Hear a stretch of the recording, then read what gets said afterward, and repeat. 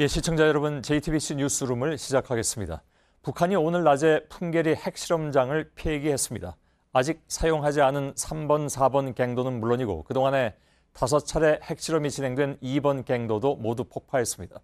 5개 나라 취재진이 지켜보는 가운데 북한이 핵실험장 폐기 약속을 실행에 옮긴 것입니다.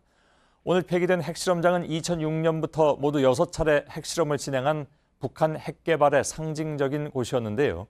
이제는 비핵화의 첫걸음을 뗀 상징적인 장소로 기록될 전망입니다. 특히 트럼프 미 대통령이 특정한 조건이 충족될 경우에 북미 정상회담을 열겠다고 밝힌 바로 다음 날 북한이 이처럼 약속 이행에 나서면서 북미 정상회담에 대한 전망도 밝아졌다는 평가가 나오고 있습니다. 먼저 취재기자 연결해서 방금 들어온 핵실험장 폐기 소식을 확인해 보도록 하겠습니다. 자, 유선희 기자, 조금 전에 풍계리 핵실험장 폐기 소식이 전해졌는데 내용이 비교적 구체적으로 나왔더군요.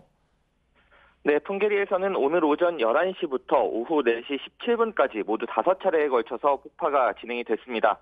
먼저 오전엔 과거 5차례 실험이 진행된 북쪽 2번 갱도를 제일 먼저 폭파를 했고, 오후 2시엔 새로 만든 서쪽 4번 갱도, 오후 4시엔 남쪽 3번 갱도를 차례로 폭파했습니다.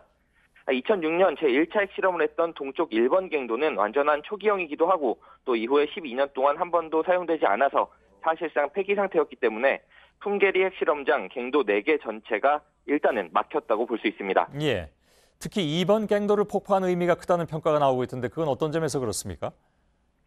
네, 당초 사용하지 않은 3, 4번 갱도, 그러니까 겉모습만 있는 갱도만 폭파하는 게 아니냐 이런 의심이 있었습니다. 하지만 지난해 9월까지 핵실험을 했던 2번 갱도를 폭파했다는 점에서 의미가 있습니다. 예, 막사라든가 이런 주변 건물들도 같이 폭발을 했죠? 네, 갱도와 함께 주변 시설과 건물도 광범위하게 폭발을 했습니다. 오전엔 2번 갱도와 함께 주변의 핵실험을 관측하는 관측소를 폭파했고 또 오후엔 연구원들이나 지원 인력들이 거주하는 생활 건물을 폭파했습니다. 또 4번 갱도의 단야장, 그러니까 주변 레일이나 시설을 만들 때 필요한 일종의 대장간을 폭파시켰고 또 3번 갱도의 관측소와 근처에 남아있던 막사 등 2개 동을 마저 폭파시켰습니다. 예.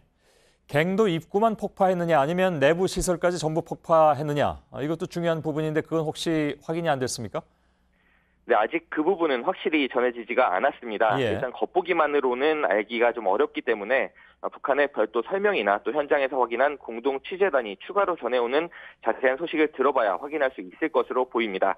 다만 북한이 아까 말씀드렸듯이 새로 만든 3, 4번 갱도가 아닌 과거 5차례 핵실험을 했던 2번 갱도까지 폭파시켰다는 점에서 폭파 규모가 상당히 컸을 것으로 추정이 됩니다. 예.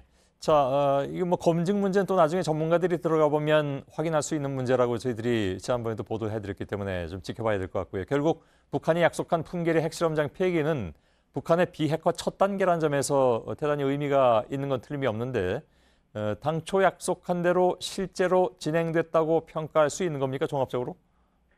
네, 일단 폭파된 규모가 상당히 커서 핵실험장 폐기의 의지를 국제사회에 확실하게 보여주는 것에 주력했다 이렇게 평가가 됩니다. 북한이 당초 약속하기를 갱도를 붕괴시키고 또 주변 시설을 철거시키겠다 이렇게 말을 했는데 그런 약속에 일단은 충실한 것으로 보입니다. 다만 아까 말씀하셨듯이 핵실험장의 완전한 폐기까지는 추후 검증 절차가 필요하기 때문에 그 부분에 대한 검증도 조만간 진행이 될 것으로 보입니다. 예, 유선희 기자였습니다.